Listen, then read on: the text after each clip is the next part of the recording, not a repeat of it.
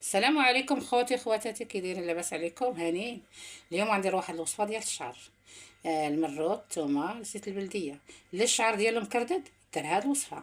اللي الشعر ديالو ملس دار بالماء ان شاء الله. ما يدار كاع فيه الزيت، يدار فيه الماء والثومه والقرنفل. هادي كديريها بالزيت تاع الثومه وهذاك. ها هي الثومه و سميتو الثومه وزيت البلديه رائعين. هاي غتطبخ ان شاء الله.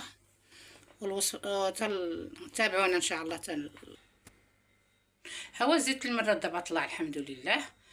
صالح لي اللي عنده الشعر مكردد. اللي ما عنده الشعر ملس راه ما صالحش ليه، حيت ما كيشدش فيه مزيان. يصلح ليها بالماء، ديرها بالماء. ايوا هذا هو الشكل النهائي. نسيت ما قلت لكم، راه يصلح حتى للكحه اللي عنده الدراري كيكحوا، الكبير ولا الصغير، راه صالح ليهم حتى للكحبه. ما كيخليهاش كيرطب الغير، كيقتل الميكروب.